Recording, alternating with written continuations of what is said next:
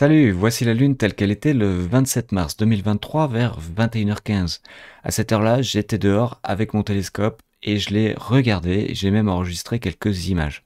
Alors en fait, l'image que tu vois, elle est exactement comme dans mon télescope, mais j'ai dû la retourner par rapport à la réalité puisque mon télescope, il retourne les images. Alors ce que je voulais faire avec toi, c'est me servir du logiciel là pour aller voir quelques structures que j'adore. Et puis ensuite, te montrer les images que j'ai obtenues avec mon télescope pour que tu puisses retrouver par toi-même ces structures. Alors voilà, si on zoome un petit peu, il y a tout de suite, pour moi, trois cratères qui vraiment sautent aux yeux, qui crèvent l'écran, on va dire.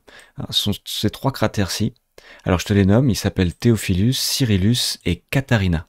Ils sont à peu près de la même taille puisqu'ils font 101 km de diamètre pour Theophilus, 98 pour Cyrillus et à nouveau 101 pour Catharina. Mais mon préféré dans ces trois-là, c'est Theophilus. Parce que Theophilus, il a en son centre un massif montagneux, on peut dire, il y a 4 sommets qui ont une altitude de 1400 mètres à peu près par rapport au fond du cratère. Sachant que le cratère, lui, fait 4000 mètres de profondeur. Entre la plaine et le fond du cratère, il y a 4000 mètres de différence. Je te rappelle qu'un cratère, ça se forme avec l'impact d'un astéroïde sur la surface de la Lune. Je te laisse imaginer la violence du choc pour faire un cratère de 100 km de diamètre et de 4000 mètres de profondeur. Ça me fait réfléchir à chaque fois, c'est incroyable. Alors si on se balade un peu dans la région, il y a des tas de choses que j'adore regarder, mais je voulais t'en montrer une autre. Ici, on a une structure un peu particulière qu'on appelle un escarpement. Tu vois la ligne, là? Eh bien ça, c'est en fait une falaise, un escarpement.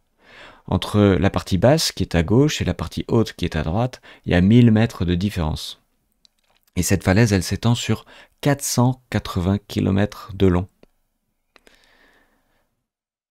Voilà, ça aussi, c'est un élément que j'adore. J'aimerais bien un jour que un astronaute aille se mettre au sommet de cette falaise et contemple la plaine en face de lui et nous envoie les images. Ça serait vraiment génial.